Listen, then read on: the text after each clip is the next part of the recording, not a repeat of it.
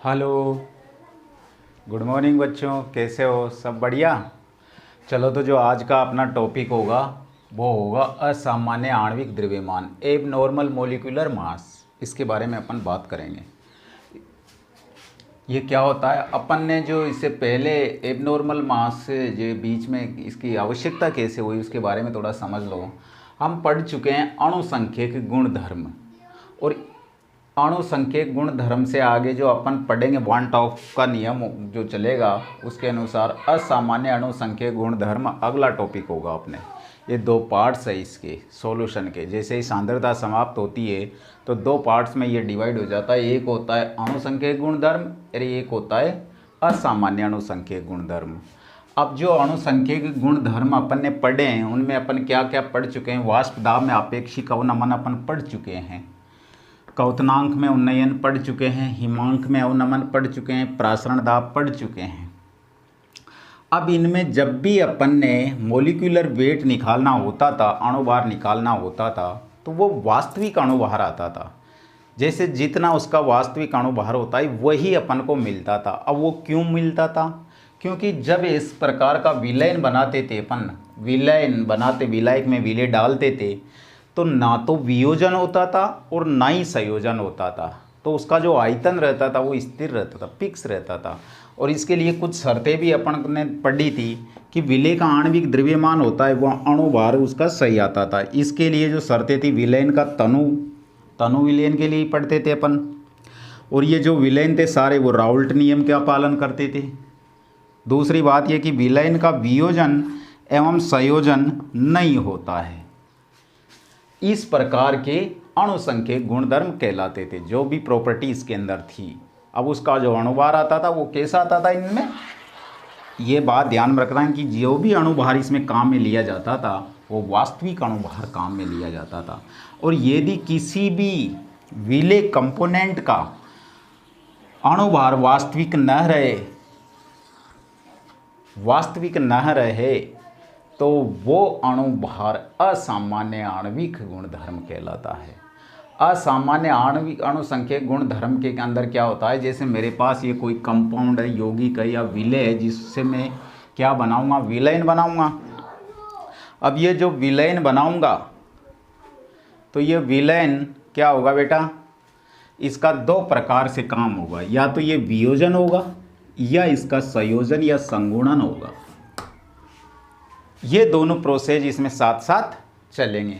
वियोजन यदि होता है तो वियोजन का मतलब ही होता है टूटना, यानी एक से दो भागों में टूटना या अधिक भागों में टूटना ही क्या कहलाता है, वियोजन। जैसे ही अपन डालेंगे वो टूट जाएगा, विलयन मोल के रूप में टूट जाएंगे, वो अलग अलग हो जाएंगे।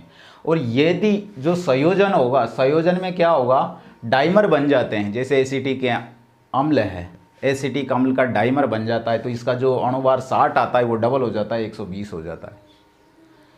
पूरे कार्बोक्सिलिक अम्ल होते हैं जितने भी, जैसे फॉर्मेल्डिहाइड हुआ, बेंजोइक एसिड हुआ, एसिटिक एसिड हुआ, जहाँ जहाँ भी संगुणन होता है या डाइमर बनता है वो सारे संगुणन ही कहलाते हैं या संयोजन में चले जाते हैं।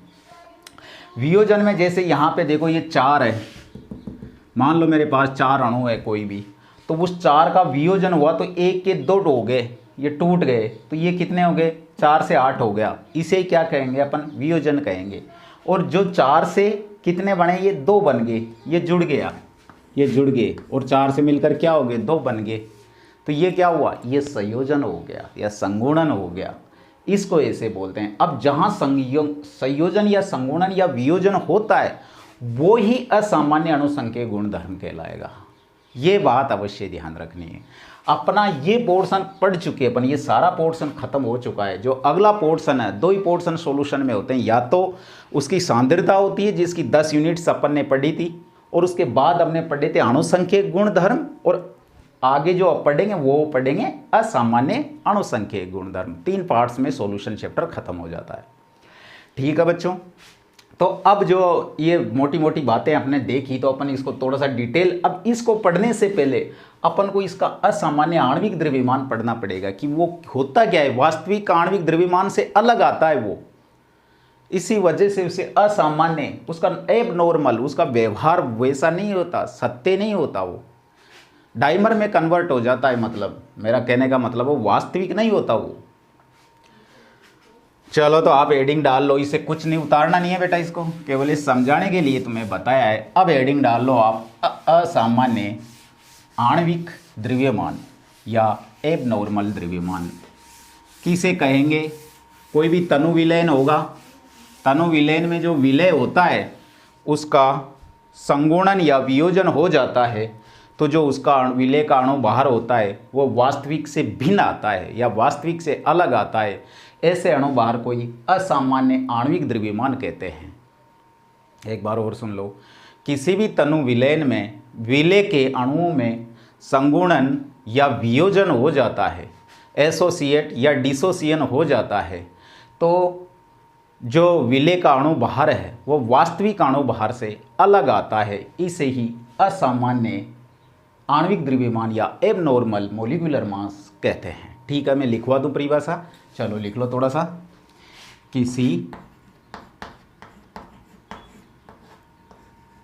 तनु विलयन में, किसी तनु विलयन में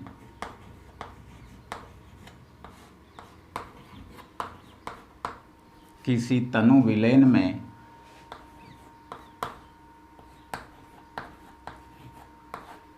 विलय का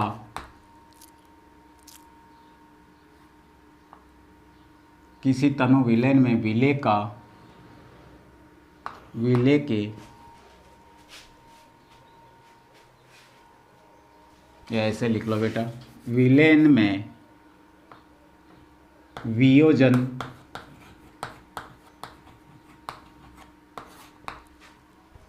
इंग्लिश में लिख लो डिसोसिएशन, वियोजन या संयोजन या इसे बोलेंगे संगुणन हो जाता है तो विलय का अणु बाहर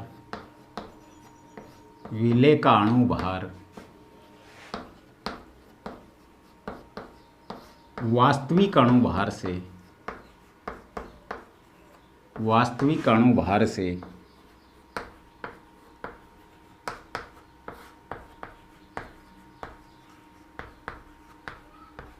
अलग आता है। क्या लिखा बेटा अपन ने? किसी तनु विलयन में वियोजन या संयोजन हो जाता है तो विलय का अणु बाहर वास्तविक अणु बाहर से अलग आता है। इसे ही असामान्य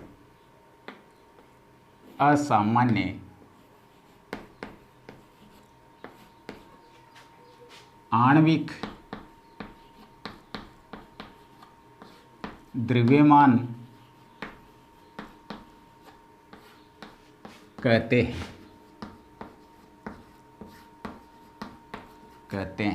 ठीक बात। अब ये क्या होता है बेटा, जैसे जो अणुसंख्यक गुणधर्म है वास्तविक, वो तो अपन ने पढ़ चुके, जो उनमें तो वास्तविकता ये, लेकिन यहाँ पे जो वियोजन और डिसोसिएशन होता है उसे तो थोड़ा सा आप देख लो। जैसे विलय का वियोजन यहाँ होगा, वियोजन, और इधर हो रहा है संयोजन या संगुणन। ठीक है बेटा, इसको कैसे दर्शाएंगे अपन? मान लो ये मेरे पास कोई विलय है, ये कोई विलय है, तो ये 1 मोल है इस समय, और ये इससे क्या बन जाएगा, इसे मैं n को आगे लिया हूँ, ये इसे दर्शाएगा, इसके 1 से अधिक मोल हो गए। अब जैसे एग्जाम्पल देख लो, ये मेरे पास NaCl है, कितना मोल है विलय का? 1 मोल है, और इसका वियोजन होगा तो ये किस में टूट जाएगा बेटा? Na+Cl- में। क्या हो गया? 2 मोल बन गए। ये है इसका मतलब। फिर एग्जाम्पल यदि अपना अगला देखें तो ये कैल्शियम Cl2 है मेरे पास, ये कितना है यहाँ पे? 1 मोल है। इसका वियोजन यदि मैं कर दूँ पढ़ के आते हो आप 11वीं क्लास में सारी चीज़ें, अगर याद हो तो आपको। कैल्शियम 2+ और Cl2Cl- में तो कितना आया ये, 1 और 2 3 मोल बन गए इसके। तो क्या हुआ इसका, इस सारे विलय का क्या है, ये विलय है जिसे अपन विलायक में डालेंगे तो विलयन बनाएंगे, इसलिए इनका क्या हुआ, वियोजन हुआ, यहाँ डिसोसिएशन हुआ। ठीक बच्चों, आगे देखो बेटा, जैसे मान लो इधर ये है एन, इसका संयोजन होगा तो क्या होगा, ये 2 से 1 में कन्वर्ट हो जाते हैं ये, और कुछ नहीं है। जैसे देखो इसके भी एग्जाम्पल अपन देख लेते हैं। ये एग्जाम्पल ले लिया मैंने, पहले तो ये लिख लो, सभी कार्बोक्सिलिक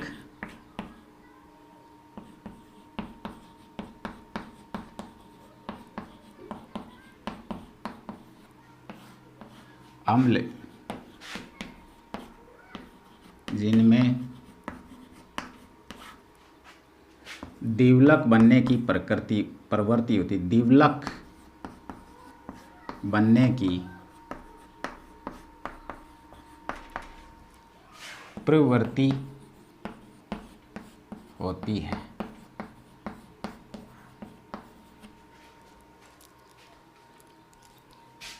तो एग्जाम्पल नंबर 1 देख लो, जैसे मैं ले लिया, मैंने यहाँ एसिटिक अम्ल ले लिया, 2 मोल ले लिए एसिटिक अम्ल के, ये कितना है 2 मोल। इधर ये क्या बनाएगा, देखो CH3 CaOH, ये 2 बन गया। और इसका जो द्विलक का निर्माण होगा वो कैसे होगा इसमें, जैसे देखो आप इधर, ये CH3 है, ये C है, ये O और ये OH, एक अणु इधर का आ जाएगा CH3, ये OH और ये O। तो ये इनमें क्या होता है बेटा, नहीं देखो इसको, इसे ऐसे लिखो, गलत, COH और ये O। देखो बेटा इनमें ये हाइड्रोजन बॉन्डिंग हो जाएगी, ये हाइड्रोजन बॉन्डिंग हो जाएगी। तो क्या होगा, ये एक अणु बन गया, क्या बन गया, डाइमर बन गया, इसको बोलते हैं डाइमर या द्विलक, ये द्विलक बन गया। अब इसका जो अणु भार था कितना था, यहाँ पे 60 था एक अणु का, और ये किस में चेंज हो गया, 120 बन जाए, मोलिकुलर वेट हो जाएगा। अब ये मोलिकुलर वेट में जो चेंजेज है वही तो असामान्य आणविक द्रव्यमान है, उसी तो बोल रहे हैं अपन एबनॉर्मल। मोल में और आणविक द्रव्यमान में दोनों में चेंजेस दिखेगा अपन को। ऐसे ही आप बना सकते हो, जैसे बेंजोइक एसिड है मेरे पास, ये लो एक उदाहरण और ले लो, COH 2 मोल थे इसके भी, ये क्या हुआ, वही संयोजन होगा, क्या बनेगा, डाइमर बना लेना आप। तो ये सारा प्रोसेस जो चलता है इसी वजह से, अभी इसी में वन ऑफ गुणांक जो पढ़ेंगे वो इसी के लिए पढ़ेंगे, ये वन ऑफ कारक आएगा उसमें, बढ़िया इंपॉर्टेंट क्वेश्चन, अच्छा क्वेश्चन बनते हैं यहाँ से वन ऑफ से। तो अपना अगला जो हेडिंग होगा वो होगा अपना अब वन ऑफ गुणांक, अगला जो हेडिंग डालो आप, वन ऑफ गुणांक।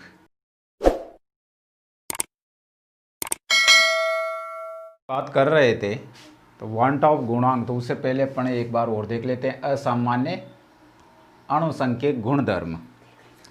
अणुसंख्यक गुणधर्म है, उसे किसे कह रहे हैं अपन, अणुसंख्यक गुणधर्म।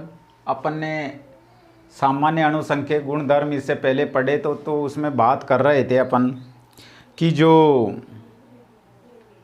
अणुसंख्यक गुणांक होते हैं वो विलय के आयनों की संख्या पर निर्भर करते हैं, वो उनकी प्रकृति पर निर्भर नहीं करते हैं। ये बातें अपन पढ़ चुके हैं, जैसे क्वथनांक में उन्नयन, आपेक्षिक वाष्प दाब में अवनमन, हिमांक में अवनमन, पराशरण दाब, ये सारी बातें अपन कर चुके हैं। अब वहाँ इसके आगे लगा दिया है असामान्य। असामान्य अणुसंख्यक गुणधर्म क्या होगा, जो आई होता है, वन ऑफ फैक्टर होता है, गुणांक होता है, वो अलग अलग हो जाता है। जैसे किसी भी विलयन में अगर आप विलय को डालते हो विलायक में, तो या तो वो विलय अब तक जो पढ़े हैं जिसमें क्या है, ना तो विलय संयोजित होता था ना वियोजित होता था, लेकिन जो अब पढ़ेंगे अपन उसमें या तो आई ज़्यादा हो सकता है या आई कम हो सकता है। इन सारों का जो निष्कर्ष है वो निकल के आता है, उसे अपन देखते हैं। जैसे अपन ने लिखा है कि असामान्य अणुसंख्यक गुण धर्म क्या होते हैं। जब दिया गया कोई यौगिक होता है, कोई भी यौगिक होगा जो अपन को दे देगा, उसे विलेय बोलेंगे अपन। और विलायक में वियोजित, विलायक में जब उसे डालते हैं तो वो क्या करते हैं, विलायक में वियोजित या संयोजित या संगुणन होता है। तो ऐसे विलयनों के प्रेक्षित अणुसंख्यक गुणधर्म, ऑब्जर्व अणुसंख्यक गुणधर्म और प्रीक्लित कैलकुलेटेड अणुसंख्यक गुणधर्म दोनों में अंतर आता है। इन्हें ही अणुसंख्यक गुणधर्म कहते हैं। अब वो अंतर को कौन बताएगा, वांट ऑफ गुणांक बताएगा। जो अंतर आता है उसे कह रहे हैं अपन वांट ऑफ गुणांक, और उसे कह रहे हैं असामान्य अणुसंख्यक गुणधर्म। प्रेक्षित का मतलब देखो बेटा, 2 बार पढ़ो। जो ये वियोजित या संयोजित होता है, ऐसे विलयनों को प्रेक्षित ऑब्जर्व, जो प्रैक्टिकल में या लैब में निकाला गया मान है वो होता है ये प्रेक्षित। और जो कैलकुलेटेड, जो अपन को कैलकुलेट करना है, जैसे क्वेश्चन में वो प्रेक्षित देगा और पूछ लेगा अपन को कैलकुलेटेड, और आई का मान दे देगा, 2 दे देगा, 1 पूछ लेगा। तो इनमें जो अंतर आता है तो वही कहलाता है असामान्य अणुसंख्यक गुणधर्म, उसे ही कहते हैं अपन अणुसंख्यक गुणधर्म। और यदि आई में अंतर बिल्कुल भी नहीं आता है तो उसे अपन सामान्य अणुसंख्यक गुणधर्म कहते हैं। ठीक बात। आगे बात करते हैं अपन वांट ऑफ गुणांक। तो अपन ने लिखा है, जो समझ में आ गया होगा जहाँ तक मैं मानता हूँ। जब दिया गया कोई यौगिक है जो विलायक में वियोजित या संयोजित होता है, तो ऐसे विलयनों को प्रेक्षित ऑब्जर्व अणुसंख्यक गुणधर्म और प्रीक्लित अणुसंख्यक गुणधर्म दोनों में अंतर आ जाता है। यानी कि कैलकुलेट से अलग आता है, प्रैक्टिकल में अलग आता है। उसका जो अंतर होता है वो असामान्य अणुसंख्यक गुणधर्म कहलाता है। और इसे वांट ऑफ फैक्टर से अपन आसानी से समझेंगे। वांट ऑफ गुणांक क्या होता है, वांट ऑफ फैक्टर इसे आई से रिप्रेजेंट करते हैं अपन। इसे कहेंगे असामान्य अणुसंख्यक गुणधर्म की व्याख्या। अब ये जो असामान्य अणुसंख्यक गुणधर्म आया है, इसकी व्याख्या करने के लिए वांट ऑफ नामक वैज्ञानिक ने एक कारक फैक्टर दिया, जिसे वांट ऑफ कारक या आई कहते हैं। ये बात समझ में आई बेटा? ठीक है। दूसरी बात, आई, तो आई बराबर जो वांट ऑफ फैक्टर है उसके बराबर हो जाएगा ऑब्जर्व्ड प्रेक्षित अणुसंख्यक गुणधर्म। यानी जो लैब में काम करके निकाला गया जो मान आया है प्रैक्टिकली रूप से, वो मान को बोल रहे हैं अपन यहाँ प्रेक्षित अणुसंख्यक गुणधर्म। और जो पूछा है उसने गणना करके सैद्धांतिक मान, इसे ही सैद्धांतिक बोलते हैं, इसे प्रायोगिक बोलते हैं, प्रीक्लित अणुसंख्यक गुणधर्म बोलते हैं उसको। और इन दोनों के बराबर होता है आई। आई बराबर ऑब्जर्व्ड बटे कैलकुलेट। अब ये क्या होता है, जैसे उसने पूछ लिया अपन से, ऑब्जर्व्ड पूछ लिया, तो मैं इसको इससे मल्टीप्लाई कर लूँगा। तो ये पूछ लिया तो ये दोनों दे दिए, तो ये निकाल सकते हैं अपन। ये रहा ऑब्जर्व्ड अणुसंख्यक गुणधर्म बराबर आई इंटू कैलकुलेटेड अणुसंख्यक गुणधर्म, जो आपकी बुक में दिया गया है सारा ही। दूसरी बात, अब इसको समझेंगे कैसे। आई का मान निकालना बहुत ज़रूरी है, बाकी तो हम निकाल लेंगे। आई का मान जिसे निकालना आ गया उसे ही आ जाएगा। आई का मान कैसे निकालेंगे, आई का मान होता है बेटा वियोजन या संयोजन किसका, विलेय का। जब विलायक में विलेय होता है तो विलेय का या तो वियोजन होगा या तो विलेय का वियोजन होगा या संयोजन होगा। संयोजन के बाद आयनों की संख्या, वियोजन या संयोजन के बाद जो आयनों की संख्या होगी बटे वियोजन या संयोजन के पहले आयनों की संख्या होगी। इसे और अपन समझेंगे। आयनों की संख्या का जो अनुपात होता है वो आई या वांट ऑफ गुणांक कहलाता है। जैसे बेटा डायरेक्ट यहाँ शॉर्ट में समझो, मेरे पास ये NaCl है, ये क्या है, विलेय वियोजन या संयोजन के बाद, वियोजन करवा देता हूँ मैं, ये लो, ये टूट गया है Na+Cl- में। क्या हुआ, वियोजन कि पहले है ये पूर्व और ये क्या है बाद में है। आयनों की संख्या कितनी आई, आयनों की संख्या 1 और 2, यहाँ कितनी है 1, तो मान आई का मान क्या आया 2/1। ये से आई का मान निकालना पड़ेगा अपन को। चलो अभी बात करते हैं अपन। अब आई बराबर यदि वियोजन का विलयन में संगुणन या वियोजन नहीं हुआ है तो आई क्या आएगा 1 रहेगा, हमेशा बराबर आएगी, पहले की बाद की और पहले की दोनों मान बराबर आएंगे। और यदि आई का मान ज़्यादा आता है किससे 1 से तो विलय का आयनन हुआ है, ये याद रखना है। यदि आई का मान ज़्यादा आता है तो विलय का आयनन हुआ है, और यदि आई का मान कम आता है 1 से तो विलय का संयोजन हुआ है। ये बात आपको ध्यान में रखना पड़ेगी। जैसे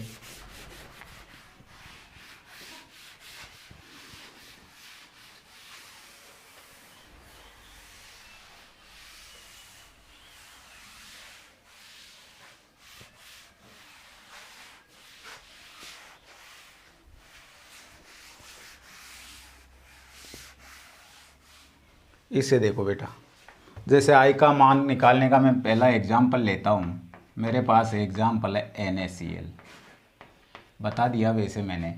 इसका मैं आई का मान निकालता हूँ तो क्या आएगा NaCl Na+ और Cl-, कितना आया 1। इधर आयनों की संख्या कितनी आई 2। आई बराबर क्या होता है वियोजन या आयनों, वियोजन या संयोजन के बाद आयनों की संख्या, बाद यानी कि ये 2, वियोजन होने के बाद। वियोजन या संयोजन के पूर्व 1, तो क्या आया आई का मान NaCl के लिए 2 आया। ऐसे ही मान लो मेरे पास एग्जाम्पल है ये चलो ये ले लो MgCl2। इसके लिए आई कैलकुलेट करना है अपन को, आई कैलकुलेट करना है इसके लिए। तो MgCl2 बराबर Mg2+ और 2Cl-। तो क्या आया वियोजन, विलय का वियोजन या संयोजन के बाद आयनों की संख्या, बाद की संख्या कितनी आई 1 और 2 3 और ये 1, तो आई का मान क्या आया आई बराबर आया बेटा 3/1 बराबर 3 आया। यह आया वांट ऑफ गुणांक। ऐसे निकाल सकते हो आप किसी का भी वांट ऑफ गुणांक। अब क्योंकि ये काम आएगा आगे, एक और एग्जाम्पल देखो, ये ले लो AlCl3। जैसे इसके लिए आई कैलकुलेट करना है अपन को तो क्या आएगा AlCl3 Al3+ 3Cl-। वही वियोजन या संयोजन के बाद आयनों की संख्या कितनी आई बेटा 3 4, पहले कितनी आई उससे पूर्व 1। आई का मान क्या निकल के आया 4/1 बराबर 4। अरे भाई 4 में 1 का भाग दूंगा 4 ही रहेगा। तो ये वांट ऑफ गुणांक निकालने का तरीका है। अब ये जो आई का मान आता है, इस आई के मान को जो प्रासरण सामान्य अणुसंख्यक गुणधर्म पढ़े थे, उनके लिए जो 4 सूत्र आए थे अपने पास, प्रासरण दाब के लिए प्रेक्षित आपेक्षिक वाष्प दाब नमन, हिमांक में अवनमन, क्वथनांक में उन्नयन, उससे अगर आप इस आई के मान को गुणा कर दोगे, अब और आई का मान 1 से ज़्यादा है, बराबर नहीं है, तो वो निकल के आ जाता है असामान्य अणुसंख्यक गुणधर्म। तो इसे आप और देख लो जैसे कैसे करना है गुणा इसको। तो बच्चों ये जो मान आया है, जैसे अपन पढ़ चुके हैं अणुसंख्यक गुणधर्म पढ़े थे अपन ने वाष्प दाब में आपेक्षिक अवनमन। अब ये क्या था, वाष्प दाब में जो आपेक्षिक नमन था वो आया था अपने पास P0A minus PA upon P0A बराबर XB। ये क्या था, सामान्य अणुसंख्यक गुणधर्म के लिए मान आया था। और जो अब असामान्य के लिए अपन को ज्ञात करना पड़ेगा, तो इसके लिए आई निकालना पड़ेगा अपन को, और उस आई को इससे गुणा कर देंगे तो ये मान निकल कर आ जाएगा। अब यदि वो आई 1 से ज़्यादा है तो वो असामान्य अणुसंख्यक गुणधर्म कहलाता है। जैसे मैं इसे गुण एक्स बी है ये मेरे पास, इसको गुणा कर देता हूँ मैं आई से, तो ये क्या निकल के आ गया, वाष्प दाब में आपेक्षिक अवनमन। ऐसे ही क्वथनांक में उन्नयन हमने पढ़ा था, डेल्टा टीबी बराबर केबी मोललता के समानुपाती और रिलेशन आया था। और इसको केबी मोललता क्या है यहाँ पे, ये विलेय की मात्रा, विलेय का अणुभार इंटू ग्राम में करेंगे 1000 अपॉन ये विलायक का अणुभार इंटू केबी। इसको भी किससे गुणा कर देता हूँ मैं, आई से गुणा कर देता हूँ। तो ये क्या आ गया अपन को पास, अणुसंख्यक गुणधर्म आ जाएगा। ये लो, ऐसे ही हिमांक में अवनमन देख लो, डेल्टा टी एफ और के एफ, यही मोललता है। मोललता का मान ये आपने खूब पढ़ा है, इसको मैं इंटू आई कर दूं तो ये असामान्य। अब वो वन टॉप पे डिपेंड करेगा कि वो असामान्य के लिए आता है या सामान्य के लिए आएगा, वन टॉप आई का मान निर्धारित करेगा ये बात। वैसे ही प्रासरण दाब के लिए देखा था अपन ने, पाई बराबर क्या होता है CRT, या इसको CST बोल सकते हो आप। यहाँ पे जो सांद्रता है वो सांद्रता क्या है, विलेय की है, WB upon MB into R, इसको T से मल्टीप्लाई करेंगे इंटू वॉल्यूम। ये पाई का मान ये आई से गुणा कर दिया मैंने इसको, या डायरेक्ट यहाँ पे भी कर सकते हो आप। ये प्रासरण दाब का मान निकल कर आ जाता है। बस ये इतना सा है। अब जो इसकी दो कंडीशन होगी, एक यूनिवर्सल ट्रुथ सूत्र भी दूंगा मैं तुम्हें लास्ट में, कि उससे कोई सा भी क्वेश्चन हो फिर आप कर सकते हो। जो दो कंडीशन होगी वो अपना अगली क्लास में करेंगे। ओके बच्चों, थैंक यू।